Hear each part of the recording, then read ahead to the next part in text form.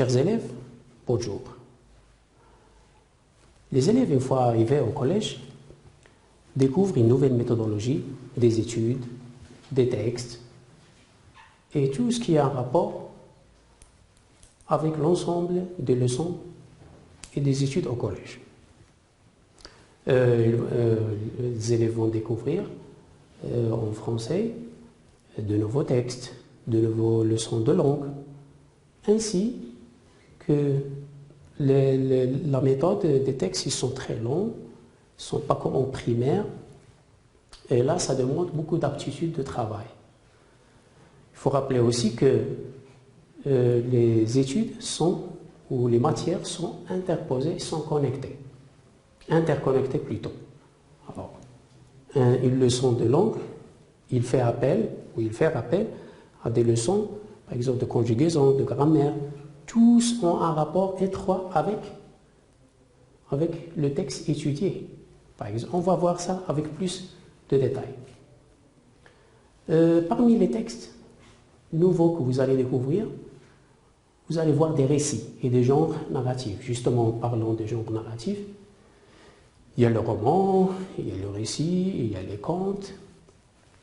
Vous allez découvrir tout ça. Mais commençons par voir ce que c'est, tout d'abord, ce que c'est un récit. Alors, c'est quoi un récit?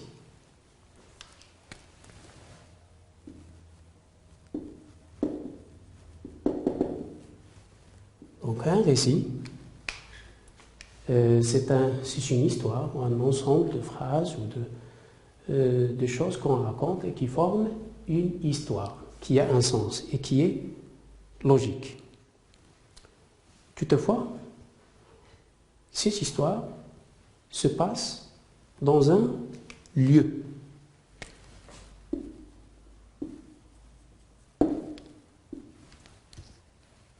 Ou un espace, plutôt. Il y a aussi un temps. Donc, dans un récit, il y a un espace, et il y a le temps. Il y a aussi des actions. Ces actions, on les appelle les actions ou les péripéties.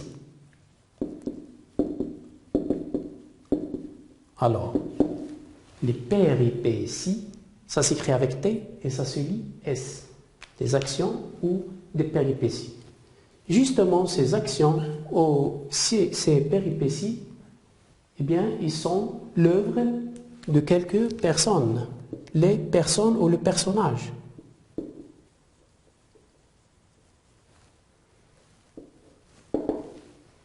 Donc ça dépend du récit. Si le récit est court, comme la nouvelle, les personnages, il n'y en a pas beaucoup, 1, 2 ou 3 maximum. Si le récit est long, eh bien comme un roman, les personnages, il y en a beaucoup. Donc, justement, les péripéties ou les actions se déroulent par le biais de personnes ou de personnages. Et je vous ai montré maintenant la différence entre un récit court, qui est la nouvelle, et un récit long, qui est le roman. Nous, au collège, on va accentuer nos études et les approfondir concernant un genre narratif spécial qui est la nouvelle. Alors la nouvelle, il va prendre la majeure partie de l'objectif ou de l'objet de nos études. On va, tout au long des années de collège, 5e, 6e, 4e, le système français c'est 5, c'est plutôt, on est en première année collège, deuxième année collège, troisième année collège, système marocain. En système français, eh bien, on va avec un nombre décroissant. On va 5e, 4e et 3e. Alors 5e c'est la première année collège, 4e c'est la deuxième année collège, et 3e c'est troisième année du collège du primaire. Alors, maintenant on va voir la nouvelle, les éléments constitutifs de la nouvelle.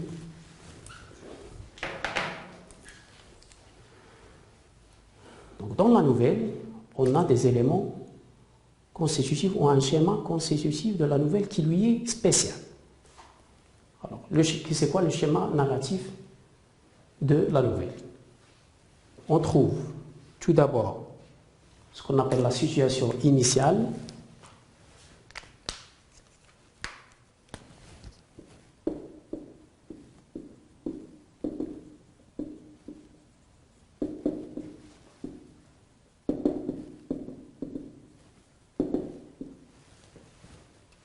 En guise d'introduction, remarquez bien, dans les sujets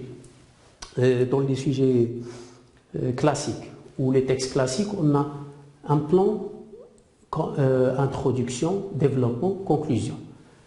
La nouvelle, non. La nouvelle, on a la situation, en guise d'introduction, on a la situation initiale. En guise de développement, on a les péripéties et en guise de conclusion, on ne dit pas la conclusion, mais on dit la situation finale ou parfois ce qu'on appelle la chute. On va voir avec plus de détails ce que ça veut dire.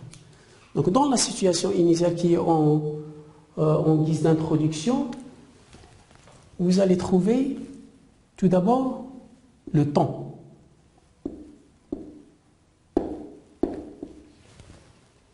C'est-à-dire le temps dans lequel se déroule l'action. Généralement, dans le récit, c'est toujours le passé. Parce que dans le récit, on est toujours en train de raconter quelque chose dans le passé. Donc le temps, que ce soit par exemple l'été dernier, l'année dernière, généralement un temps du passé. Si tu racontes un récit au présent, alors là, tu utilises un présent, ce qu'on appelle le présent de la narration. Il y a aussi, on doit préciser le lieu.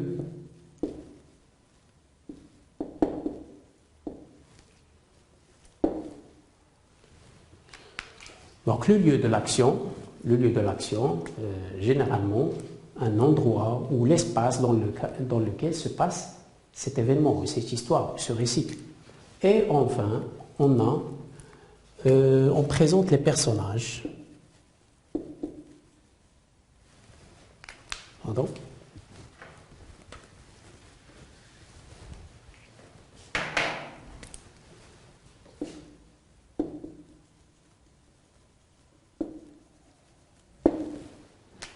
Donc les personnages dans la nouvelle ne sont pas beaucoup, il y en a 1, 2 ou 3 maximum, parce que la nouvelle c'est un récit court, on doit raccourcir le maximum d'événements ou de choses ou de personnes, alors que le roman qui est un récit long, alors là on a le droit de diversifier notre choix de narration avec beaucoup de personnes si on veut.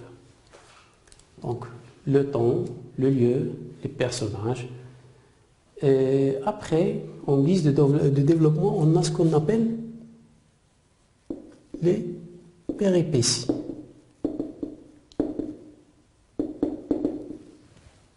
C'est quoi les péripéties? Les péripéties, ce sont des actions ou des événements de la nouvelle qui se passent dans le récit qui est étudié de la nouvelle. C'est ça les péripéties. Donc on a généralement la situation initiale, le cours des événements, il est normal, il n'y a pas de choses extraordinaires, il n'y a pas de choses qui se passent brusquement. Mais quand on veut passer aux péripéties, il y a quelques auteurs qui préfèrent qu'on fait là un élément déclencheur.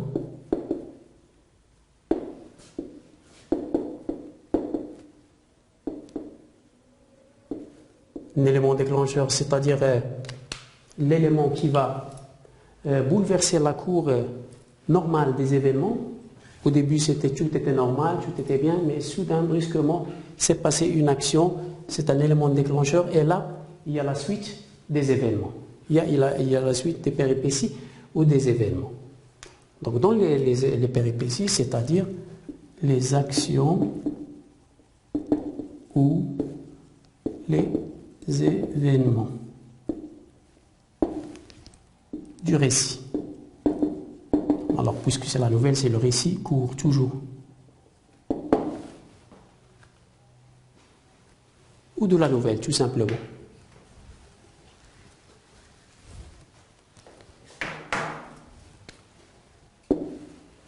Ensuite, après avoir étalé tous les événements et les péripéties, de la nouvelle, les choses se stabilisent. Donc, dans le schéma classique de la nouvelle, on a deux choix.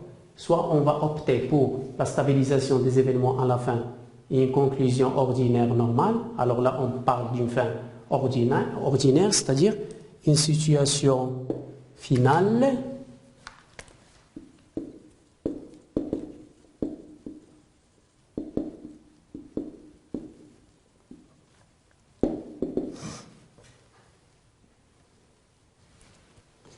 si on choisit, ou s'il y a dans la nouvelle une situation initiale, qui va se passer d'une façon normale, il n'y a pas de surprise à la fin, on peut dire une situation finale, mais avant, il doit y avoir un dénouement ou un élément stabilisateur. Ici, l'élément déclencheur, ici, l'élément stabilisateur.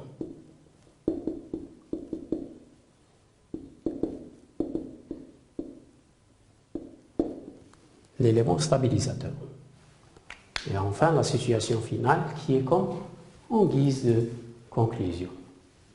Si toutefois, la nouvelle, quand je dis parfois, je dis si on choisit ici la nouvelle, parce qu'on étudie la nouvelle comme texte, et en même temps on s'entraîne pour savoir comment écrire notre premier récit court ou notre première nouvelle en suivant les règles. Donc la situation finale, si la fin est normale, mais si on choisit une autre fin qui est brusque ou brutale, alors là on dit la situation finale ou la chute. On l'appelle la chute.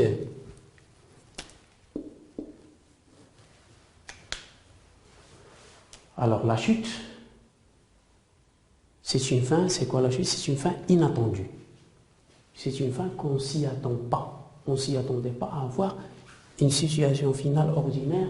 Et c'est ce qui caractérise le récit court ou la nouvelle, c'est cette chute, situation finale ou chute. Là, la fin n'est pas ce que attend le lecteur, mais il est surpris par une fin qui va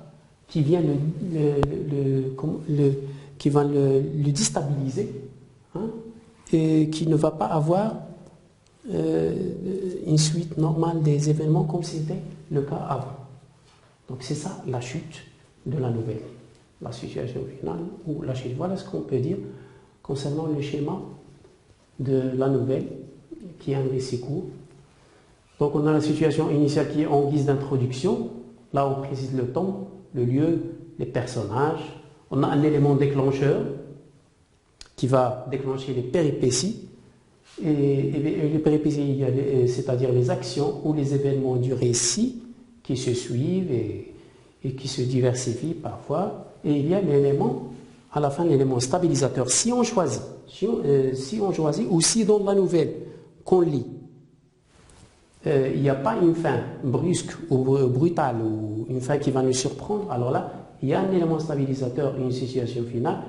Ben sinon, si c'est une fin inattendue, il n'y aura pas d'élément stabilisateur parce que l'auteur, ou bien toi qui écris la nouvelle, tu veux surprendre le lecteur, tu veux surprendre ton lecteur ou ton auditeur, ça dépend du support sur lequel tu fais la nouvelle. Alors là, tu n'as pas besoin de faire un élément stabilisateur, tu passes directement à la chute. Ce qui est une fin qui va surprendre le lecteur, bien sûr. Voilà tout ce qu'on peut dire concernant la structure narrative de la nouvelle. Alors là, c'est la structure, tout ça, la structure narrative de la nouvelle.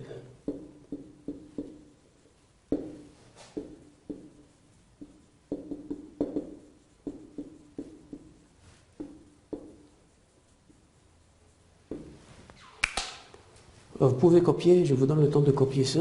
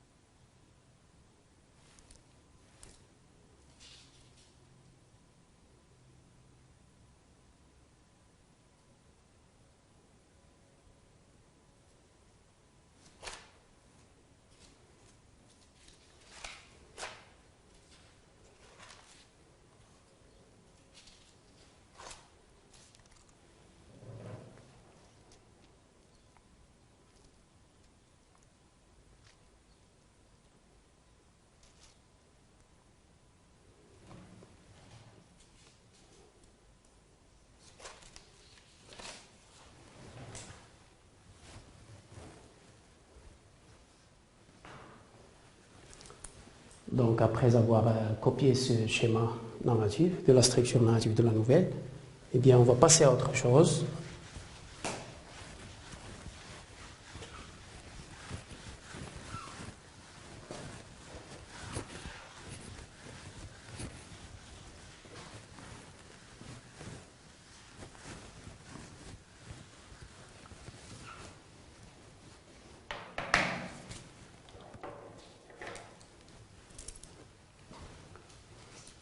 On a dit que dans la nouvelle, les péripéties, on raconte des actions ou des péripéties. Les péripéties qui sont des actions, ces actions, nous les exprimons par des verbes. Qu'est-ce qui exprime les actions? Ce sont les verbes. Et qui dit verbe, dit conjugaison. Alors là vient la question. Quel temps doit-on choisir ou quel est le temps dominant dans une nouvelle quand on raconte les péripéties ou dans un récit court? Quel est le temps dominant? Est-ce qu'on utilise le passé composé? Est-ce que quelquefois on chevauche entre le passé simple et l'imparfait? Ou est-ce qu'il y a une règle pour ça, qu'on appelle la règle de l'utilisation des temps du récit? Est-ce qu'il y a une règle spécifique pour ça? Bien justement, il y en a. Tout d'abord, le passé, les temps du passé, conjugaison, il y en a beaucoup en français. Il y a le passé simple, passé composé, l'imparfait, le plus que parfait, passé antérieur, pour nous citer la liste ici est exhaustive, pour ne citer que ces quelques temps. Nous, on va accentuer notre étude spécialement sur 3 temps. Les temps du récit ou les temps qui sont employés dans la nouvelle ou le temps qu'on peut nous utiliser quand on raconte ou quand on écrit un récit court ou une nouvelle. Donc on a le passé composé,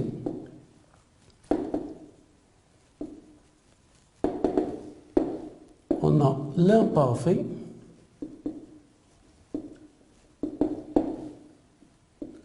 et on a le passé simple.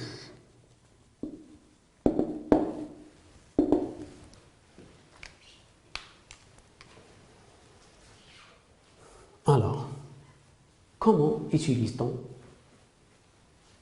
Comment on doit utiliser ces 3 temps dans un récit? De quelle façon? Tout d'abord, le passé composé, rappelons la valeur ou la valeur de chaque temps. Le passé composé, il raconte une action qui a commencé dans le passé et qui a fini dans le passé. Et c'est tout. Une action qui se situe aussi avec un point à la fin. Par exemple, je dis, hier, j'ai regardé la télévision. Alors si je dis maintenant, exemple, hier, j'ai regardé la télévision. Point. Et j'insiste sur le point à la fin. Parce que l'action ici, il est fini. Alors le passé composé, il raconte toujours une action qui s'est déroulée dans le passé et qui a fini dans le passé. Une action qui a commencé dans le passé et qui a fini dans le passé et rien ne s'est passé après. Rien ensuite. C'est-à-dire que le récit est ici verrouillé. On dit qu'il est verrouillé. Quand tu choisis d'écrire avec le passé composé, tu verrouilles ton récit, tu ne le laisses pas ouvert. C'est pour ça qu'il est déconseillé de l'utiliser beaucoup. C'est spécialement quand tu veux parler d'une action qui a commencé et qui a fini et rien ne s'est passé ensuite. Quand tu ne veux pas développer ce que tu as à dire ou à écrire. Alors hier j'ai regardé la télévision. Par contre, regardez la phrase ici. Si je dis par exemple hier, je regardais. Terminaison AIS, je regardais la télévision. Qu'est-ce qui se passe ici? Quand je dis hier, je regardais la télévision, virgule. Alors, le lecteur, ou l'auditeur, ou celui qui est en train de suivre ou de lire l'histoire, il s'attend à ce que tu vas dire, parce que on comprend que tu as quelque chose à nous dire. Tu étais en train de regarder la télévision et puis il y a quelque chose. Hein? On attend la suite. C'est pour ça que l'imparfait, il faut utiliser dans un récit court. Vous allez trouver ça dans les nouvelles. On utilise beaucoup l'imparfait parce qu'il laisse le récit ouvert. Il n'est pas verrouillé, il ne le verrouille pas comme le fait le passé composé. Alors hier, je regardais la télévision quand, par exemple, ou brusquement,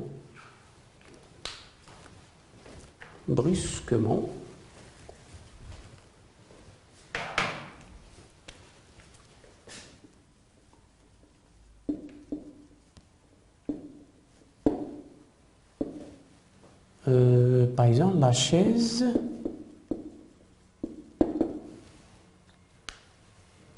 tomba. Alors, tomba, c'est le passé simple.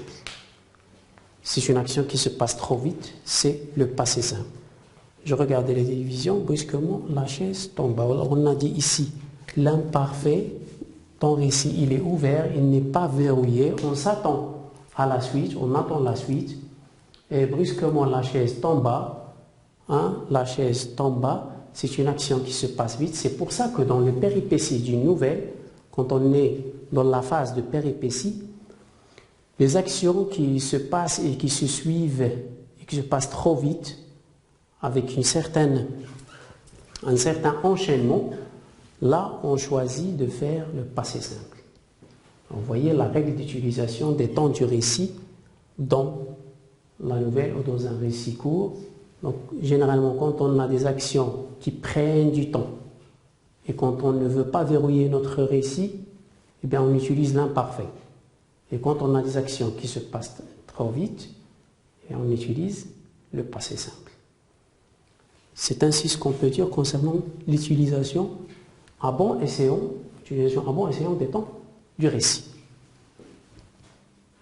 Donc, quand on a le passé composé, c'est quand il y a une action qui se passe dans le passé et qui finit dans le passé, rien ne s'est passé ensuite. L'imparfait, quand tu es en train de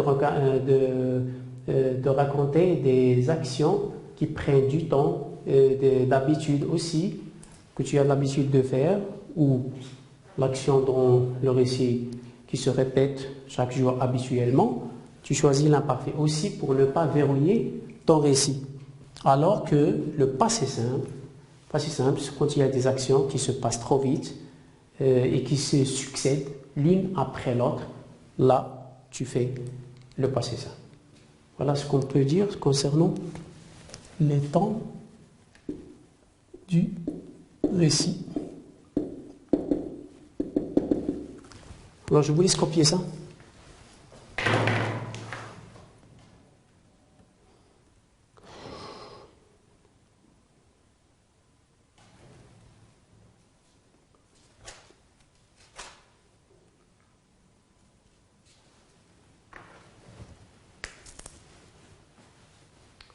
Après avoir copié, on passe à la phase de l'application, un exercice.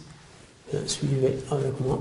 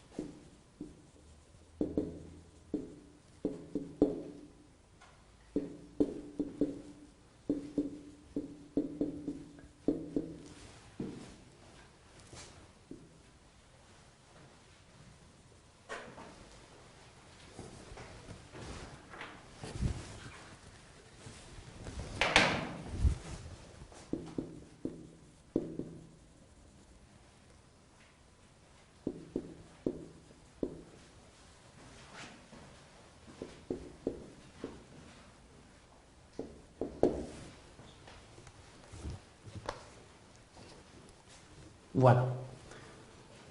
Alors on a un petit texte extrait du célèbre roman de Gustave Flaubert, Madame Bovary.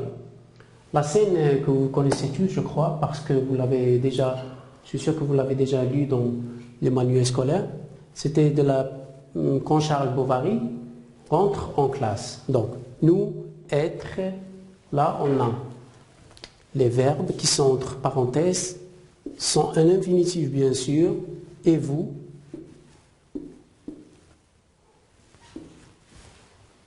Eh bien vous allez les conjuguer au temps qui convient, soit l'imparfait, soit le passé simple. Voilà ce qu'on vous demande de faire. Vous allez conjuguer les verbes au temps qui convient pour retrouver le texte initial ou le texte d'origine comme il a été écrit par le grand auteur qui est Gustave Flaubert. Donc je vous donne le temps de la réalisation, c'est 15 minutes. Après, on procède aux corrections.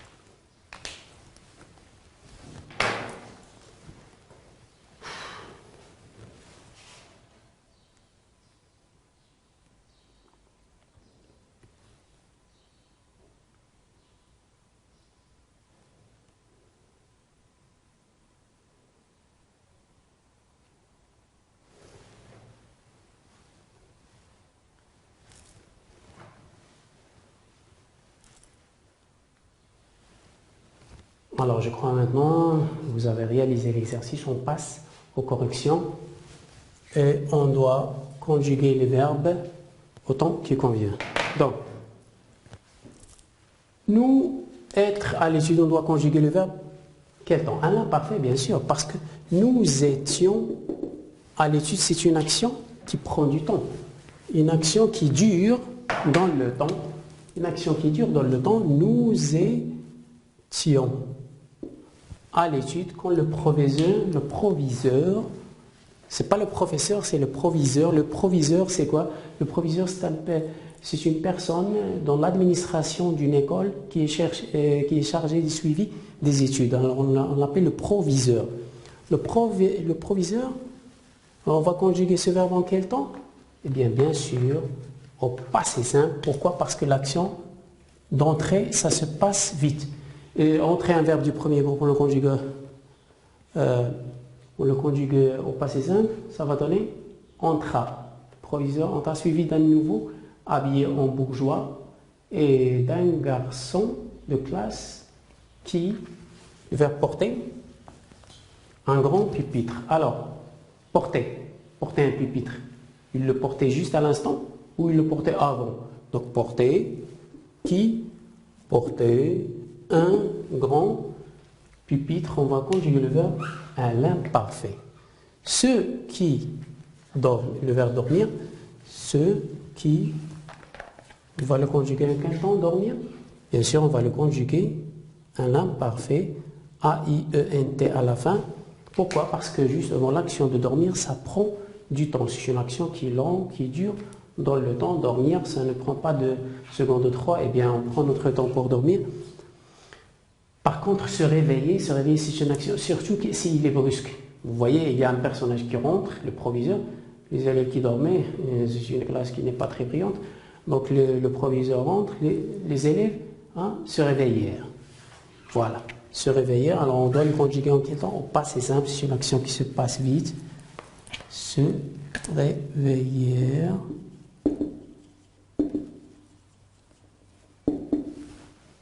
L'accent grave à la fin, la terminaison de au passé simple se réveiller et chacun. Bien, chacun fait quoi? Le verbe se lever, on va le conjuguer en quel temps? On n'a pas fait le passé simple. Bien sûr, c'est le passé simple parce que l'action de se lever, ça se passe trop vite. Et chacun se leva. Chacun. Donc se leva, hein, terminaison A, se leva. Le verbe se lever au passé simple. Comme surpris dans son travail. Comme surpris dans son travail. Le proviseur. Surpris dans son travail. Le proviseur nous. Le verbe faire signe, ça prend du temps ou ça se passe trop vite? Alors faire signe, comme ça, c'est une action qui se passe trop vite. Dans ce cas, on utilise le passé simple. Nous fit signe de nous rasseoir. Et voilà, ainsi on retrouve le texte d'origine, le texte de Gustave Le Ver. Donc c'est un texte qui est extrait dans son célèbre roman Madame Bovary. Et voilà. Nous étions à l'étude quand le proviseur entra, suivi d'un nouveau habillé en bourgeois et d'un garçon de classe qui portait un grand pupitre.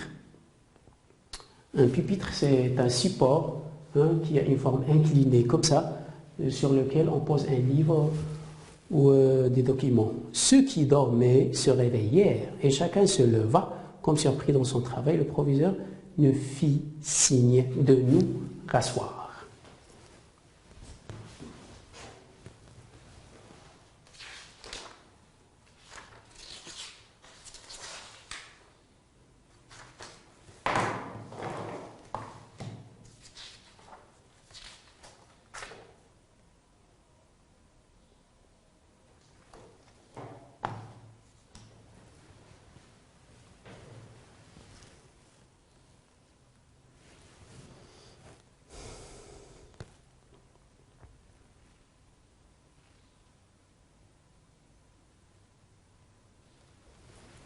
D'accord, alors je crois que vous avez pris le temps maintenant de faire les corrections et on passe à autre chose.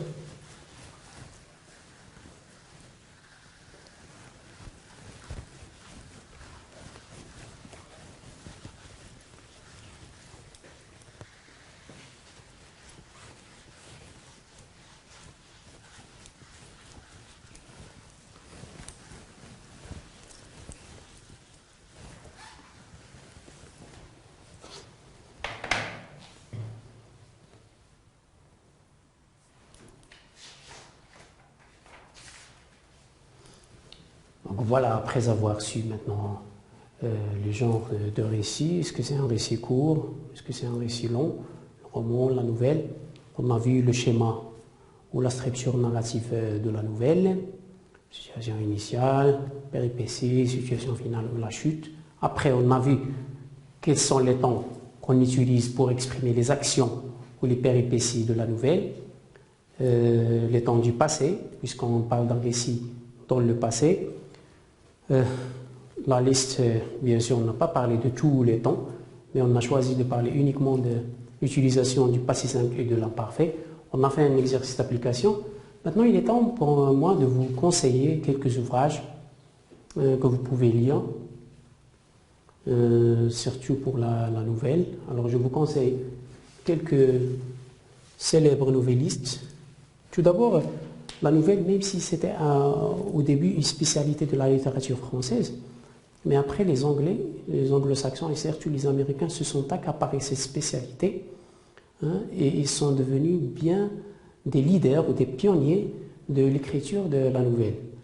De nos temps, tous les films de Hollywood, toutes les productions hollywoodiennes sont basées sur des nouvelles écrites par de grands ou de célèbres nouvellistes américains. Bien sûr, quand je dis nouvelles, quand je vais vous conseiller ces nouvelles avec des auteurs américains, à côté des auteurs français, et ils sont traduits en français. Vous pouvez les lire en anglais aussi, mais ils sont traduits de l'anglais en français. Donc, parmi les auteurs français, on a le célèbre Guy de Maupassant,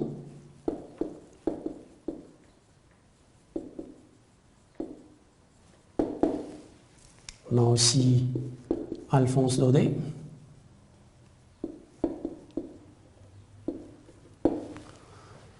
Donc Alphonse Daudet qui a regroupé ses nouvelles dans un ouvrage intitulé Lettres de mon moulin.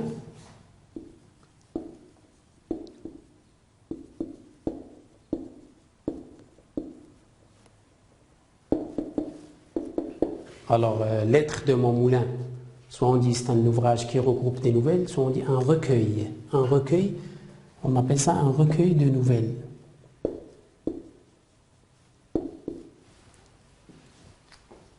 Donc, vous pouvez, côté français, vous pouvez lire Guy de Maupassant, Alphonse Daudet.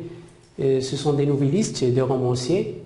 Ils ont écrit beaucoup d'œuvres, soit les romans, soit les nouvelles. Au côté américain, côté novelliste américain, on trouve par exemple un célèbre novelliste, surtout dans le domaine de fantasy, il excelle dans le genre fantastique. Par exemple, Edgar Allan Poe.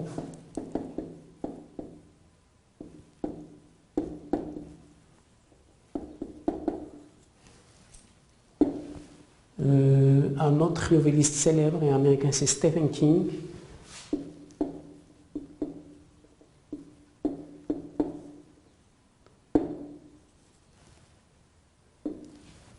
Et surtout, les maîtres du suspense, surtout de la nouvelle avec chute.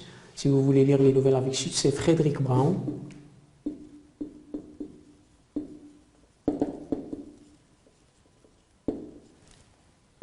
Et Ray Bradbury.